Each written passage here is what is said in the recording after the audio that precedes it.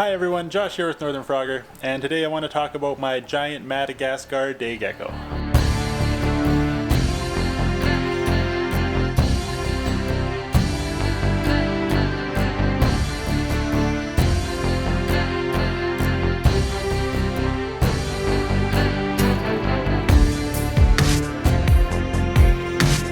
If you've been following the channel for a little while, you'll probably remember when I brought her home. She's still in that temporary enclosure, so just want to give a quick update to how she's doing in there and talk a bit about her upcoming permanent enclosure. Going to be doing a video on that soon too. So this is just going to be kind of a quick and dirty rundown here. I got a request to do a video about this gecko here, but I want to save like a full species profile video to do when she's in her permanent home. That's going to be fairly similar to her current setup, just a lot bigger. So I just wanted to give you a quick rundown of her enclosure, how I'm keeping her right now, and hopefully give you some good shots of her eating and talk about what I'm feeding her. The frog room is a bit of a mess right now, but I just wanted to get filming, get another video out. I've been slacking off lately, so trying to make up for that a bit. So let's get into how I've got this day gecko enclosure set up. Okay guys, this is the enclosure that she's in right now. You can see her hanging out up at the top corner there. And I am pretty sure she's a female. No sign of the femoral pores near her vent there that I can see. Pretty confident this is a female now. I am searching for a male. I would like to try and breed these guys, so I'm actually talking to one person right now in the Calgary area that has a male that I might be able to get from them. So this little terrarium here, sliding glass doors, is like an 18-inch cube glass terrarium. It does have these kind of screen sides here. It was originally used for a young chameleon, I believe, but somebody gave me this terrarium for free a few years ago and it was just kind of sitting empty, so I used it as a temporary home for this girl. And one other thing I kind of wanted to address quickly about her. If you were here when I got her, you'll remember it was kind of an impulse decision to bring her home. But I just kind of wanted to talk about that a bit, and that it wasn't that much of an impulse decision. I didn't go to the pet store that day with the plan of bringing her home, but I had been looking at these guys for literally years. So it wasn't that impulsive. I had done plenty of research on these guys before, so I kind of knew what they required. I knew I had all the equipment and stuff at home that I could set up a pretty decent home for her pretty quickly here. And she seems to be doing pretty well. I'm pretty sure she's growing a bit since I got her. You can see her checking me out right now. One thing I was really surprised about is how aware she seems. Like she seems a lot more intelligent than I would have expected beforehand. But yeah, definitely whenever I'm around her cage, you can see her kind of following me around, checking out what's going on. So yeah, this is basically like an 18-inch cube terrarium here. Up on top, this enclosure has got a ceramic heat element, just one of these ceramic heaters. So I keep a basking spot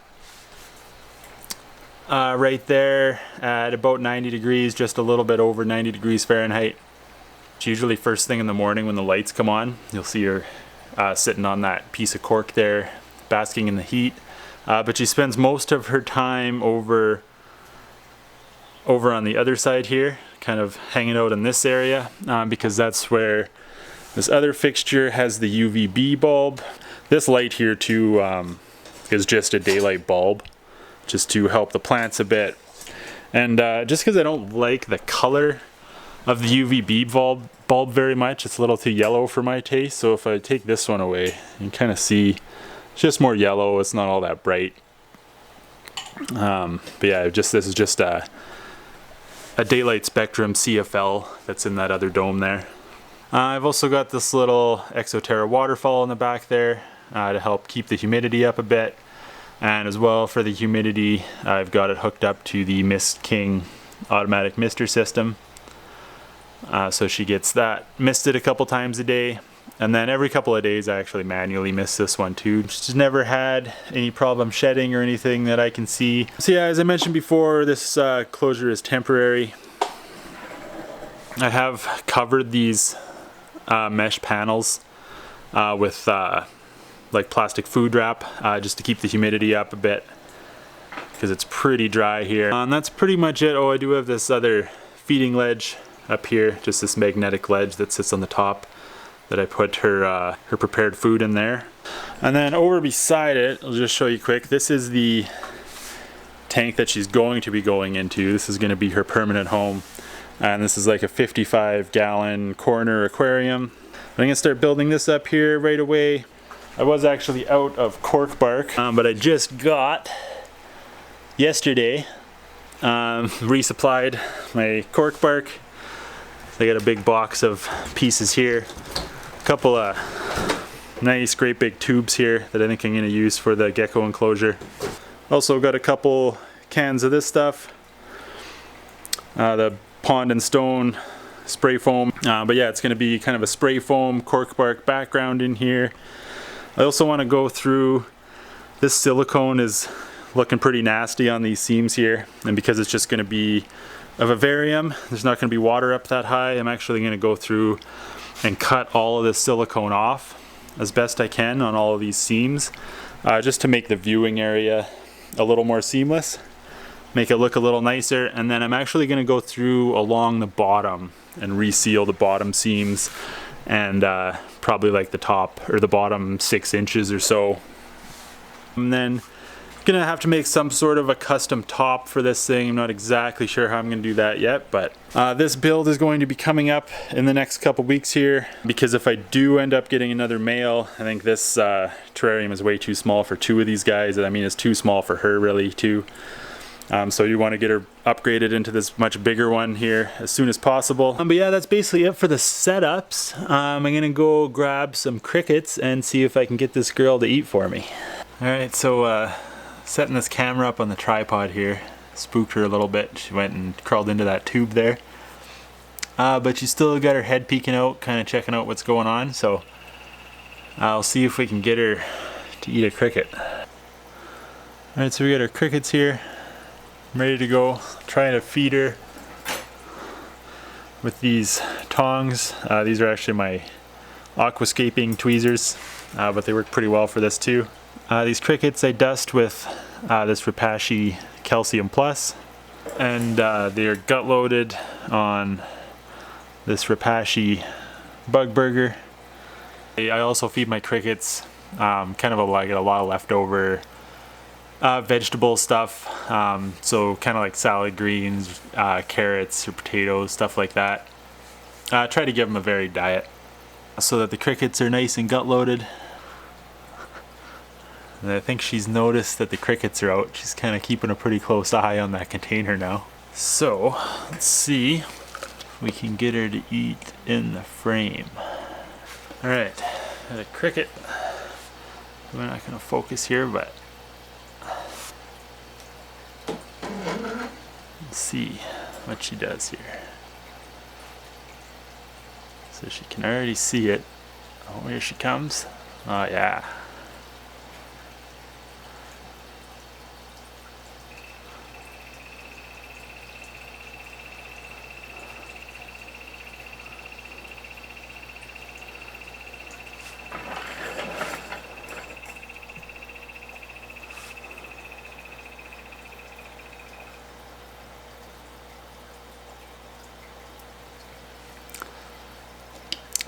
See if we can get her to take another one here.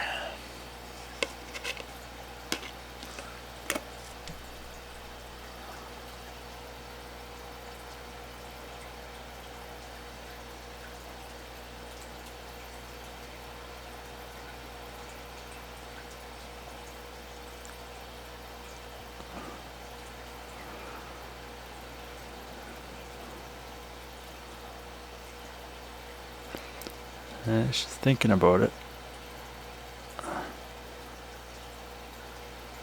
Might be a little soon. Oh, there she comes.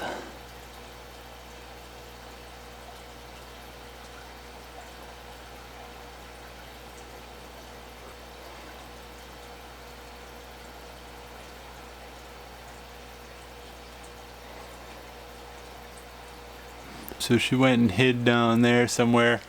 That's alright. That was a fairly big cricket for She doesn't usually eat them one after the other like that. Usually works best if I wait 5 to 10 minutes in between. So I'll try and feed her a couple more a bit later on. But I usually feed her about 2 to 3 crickets every other day. And then the other thing I feed her is the Repashy grubs and fruit. So I'll show you how I do that. Alright, so now this is the other part of her diet. She gets crickets every other day, and then the days that she doesn't get crickets, she gets this stuff, this Repashy grubs and fruit. This is like a powder that you mix with water. So I've got these little plastic cups that fit in that magnetic feeding ledge that I showed you earlier. So to prepare this stuff is really easy. Unlike a lot of the Repashy products that you have to mix with boiling water, this stuff you don't need boiling water, you just mix it with any old water. So I also have this little measuring spoon thing. This side here is 1 teaspoon. So we do about half of a teaspoon of the powder. And then I find 2 to 1 mix is pretty good. So then I will use a full teaspoon of water and mix it in there. Alright, so here I have a teaspoon of water in the same cup. Just put that in there. And then I usually just use one of these spoons and just kind of stir it up until it's all mixed. So there it is, all mixed. You can kind of see the consistency there. It's still a bit runny. I've heard people say you want it like the consistency of like applesauce or ketchup or something like that, but you know, enough that it can still flow a bit, but that it's a little bit thick, got some substance to it.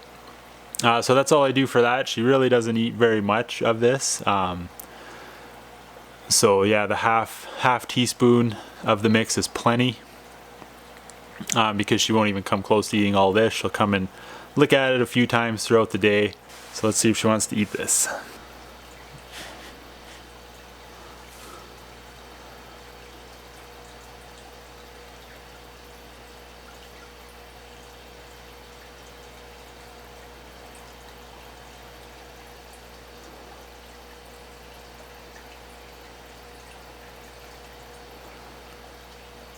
You can see her kind of sniffing it, and there she goes.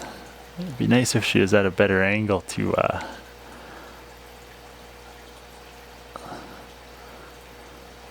and she did eat a little bit of it. I do have a previous clip of her licking some of this up while I'm holding the container.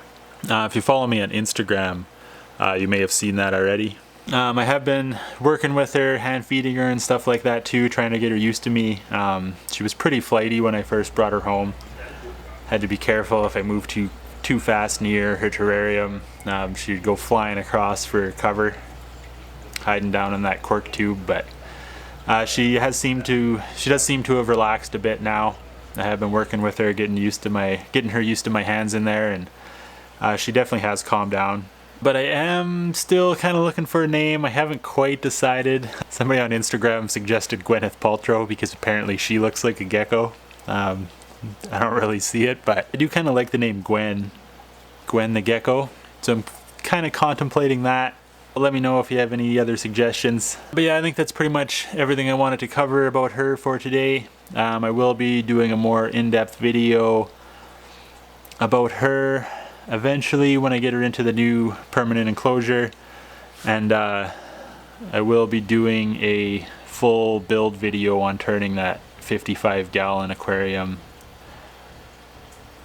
into a planted bioactive day gecko enclosure. Alright, so that's going to do it for today. Thanks so much for watching, guys. Hope you enjoyed meeting the gecko. Again, name suggestions, throw them down below in the comments there. Any other comments, suggestions, questions, always happy to hear from you guys. Like and subscribe if you haven't already. Hit that notification bell to stay up to date on the new builds, new videos coming out. Next couple videos are going to be about the dart frogs. And stay tuned because I do have some exciting news coming up here. So pay attention for that, and until next time, happy frogging.